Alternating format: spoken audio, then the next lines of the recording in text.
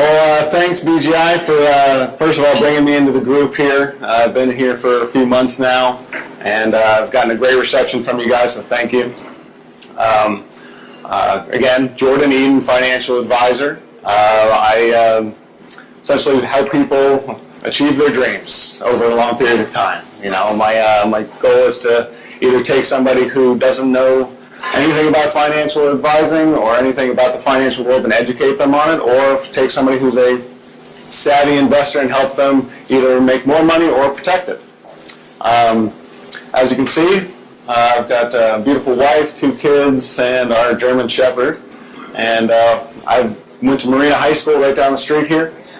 Been in Huntington for probably about 20 years combined. I went down to school in San Diego at UC San Diego and got my degree in economics there. As Mr. Ballard mentioned, I did a little stint in the wine importing business out in South Florida. Very fun industry, but I figured that I wanted to do some good for people instead of pickling their livers. So here I am. Before I get into it, I just want to say one of the most rewarding parts of this business is really getting to know people on a personal basis, becoming friends with them, and really finding out what makes them tick. You know, I deal with a lot of different people, engineers or oil field refinery workers or real estate agents. Everybody's got something different about them, and it's all one of the things that I really enjoy doing is getting to know them, getting to know what's important to them, and really diving into the details of how we can make their dreams possible. So, what I do. I try to lighten things up with a few comics here. So, I got a really great idea that might excel, and then all of a sudden people are selling, it goes to the floor, and then, this is madness, I can't take it anymore, so goodbye, and all of a sudden everybody's buying.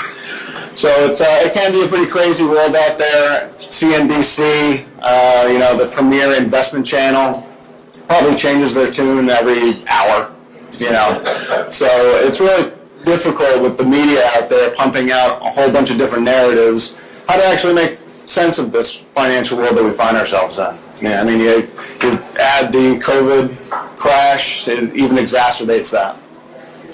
So what I do is I help people out, individuals, business owners, put together retirement plans that could either be helping them out with their 401ks, their IRAs, individual brokerage accounts.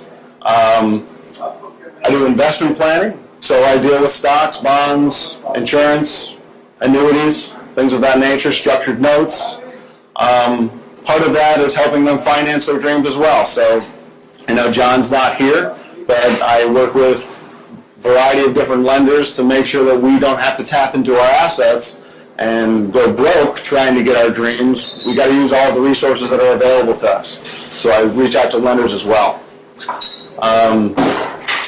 Estate planning, I work with our lawyer for the group and essentially put together a plan so that you guys can go into retirement, or whoever we're working with peace of mind, knowing that we're not going to flounder those gains when we pass on. A lot of people have these ideas of making this a multi-generational benefit.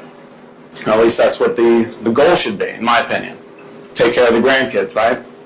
I also help business owners put together benefits and compensation plans, figuring out how to retain clients and employees. You don't want to have friction within the office about who's making more.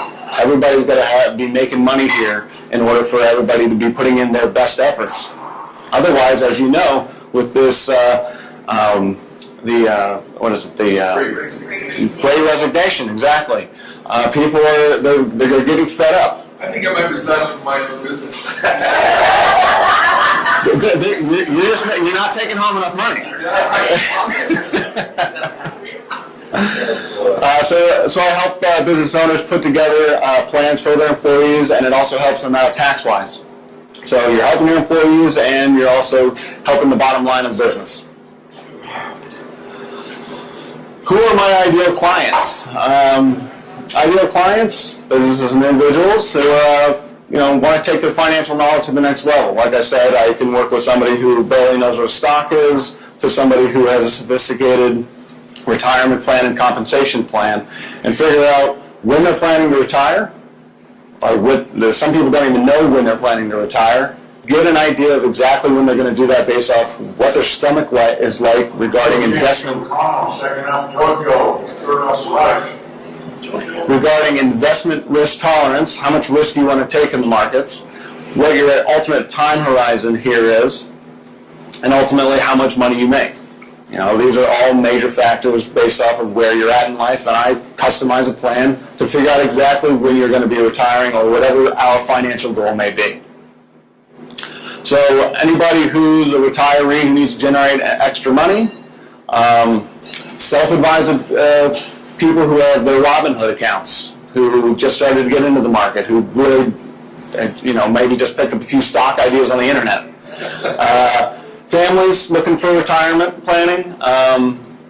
Again, investors who are looking to protect and grow what they've accumulated. And then again, business owners who just want to take advantage of the plans that are out there.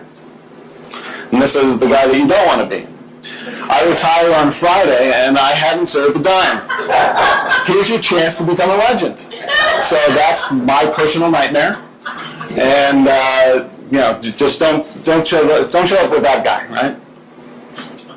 When you plan to start investing for the future, really, there's no time that you should be starting as soon as possible. The people who avoid thinking about retirement planning end up getting to 5 to 10 years away from retirement and really kicking themselves, because the way the magic of compounding interest works is that the longer that we're doing this, if you start contributing when you're in your 20s, the statistics show no matter what the market does, you're going to have over $300,000 more than somebody who started saving at 30. And then that becomes even worse as we go on. So you really want to start as early as possible. Business owners, first of all, if you want to, again, retain people, you should get on this as fast as possible, make sure that your people are happy. But those people that did resign, they're now all starting their own businesses. So they need to start figuring out how, just like Carla said, how they can essentially make as much money but also keep that money. We got to take advantage of all the ways that we don't have to pay taxes on our money. Why the hesitation? Again, I mentioned avoidance. A lot of people, they're fearful of the conversation of retirement, whether they think that they don't make enough money, which sometimes is a wrong assumption. A lot of people do make enough money, they just don't think that they'll ever get there. The other one is they avoid it because they don't know what they're going to be doing in retirement. A lot of people get to retirement, hey, I finally made it to retirement. I finally can go play golf every day if I want to, but then 6 months in, they get bored. So they're trying to figure out what they're going to do with their time, and some people eventually go back to work because they enjoy what they did so much. I talk to engineers all the time who end up going back to work as contractors for half the pay simply because they got bored staring at the paint drying. Sorry, JT. That's substrate, Jordan. Substrate. Market skepticism. You've got everybody out there who thinks that Wall Street's a casino, that they're going to lose everything if they get in. From my experience, I've been in the business for 7 years. It's going to be volatile. It's how you behave while you're in the market. If you're going to be following the media cycle and selling at a 30% loss, yeah, I think that you might consider it a gamble. But if you behave properly and take advantage of discounts on major companies that are well capitalized, there's very little risk in this. So you gotta essentially brush off a lot of the hype that's out there about how it's a casino. Essentially, my role in as your financial advisor is essentially to be your guide through the casino, right? To show you which games are the most profitable and the highest probability of winning.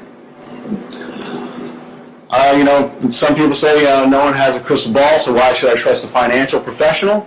You want consistency. Again, this is all going back to behavior. Statistics show But the majority of people that don't do well in the stock market don't do things consistently, and they misbehave when it comes to making annual contributions, budgeting their money, making sure that they're taking advantage of all the tax laws that are out there so that they can put more money back into their investments.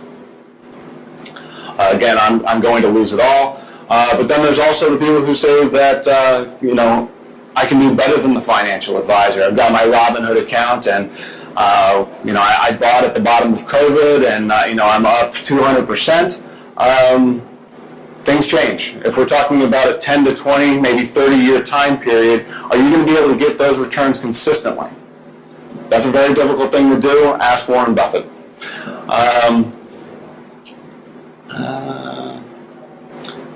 And some people say, hey, I've sat down with the financial planner before. He gave me the timeline. I'm good. I don't need to sit down with a financial professional. I've got 5 years left. In my experience, this is the most important decision that you're going to have in your life, besides buying property, probably. Why don't you double check your numbers?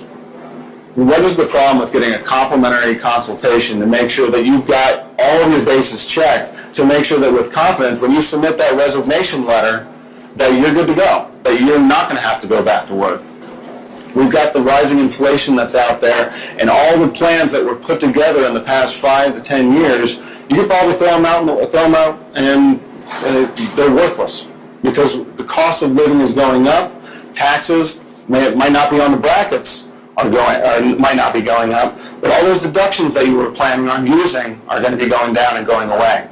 So you need to double check your numbers, make sure that if you are going to be planning for retirement, reach out to a few different folks and just make sure that you got your bases checked. Why is building a financial and estate plan important? Again, I touched on this during my tabletop 2 weeks ago.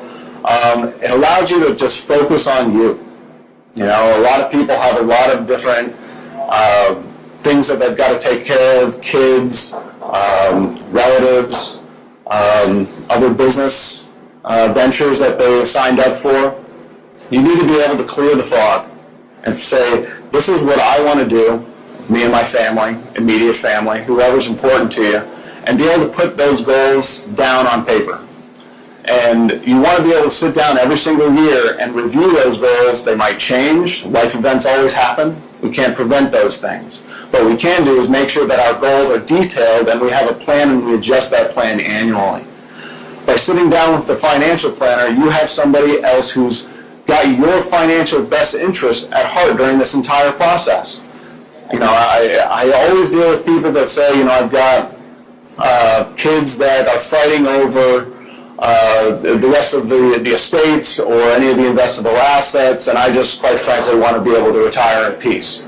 So I would work with Mark, our lawyer, our attorney, to finalize a plan so that everybody's treated fairly, but ultimately so that you have peace of mind going into retirement, knowing that everything's taken care of and you can actually enjoy it instead of taking on your next full-time job of preventing conflict or mitigating between family members. That's the last thing that anybody wants to do when they retire, right?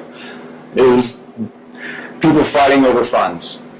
So by sitting down with a professional and going through this plan every single year, you behave properly, you take care of all the things that need to get done, and it's almost like a life refresher at the beginning of the year, right? Everybody's got their New Year's resolutions that they try to stick to. This should be a resolution that you should be doing every single year, no matter what. I mean, what's more important than your financial independence? I'm not really sure. Maybe obviously your health, but health is the new wealth, according to what I'm hearing. So, there you go. When it comes to businesses, it's all about survivability. You want to make sure that you're doing your plan and there's no conflicts here. And as you can see over here, this not only happens with families, but it happens with businesses. Everybody's fighting over who's going to take over the business when the senior or the principal leaves. So why don't we work that out years ahead of time so everybody's on the same page? So here's the big slide right here. Got my cell phone number up there. Like I said, I really enjoy getting to know people, becoming their friends, and really diving deep into what's important to them, putting a plan together to make sure that they get to where they want to be.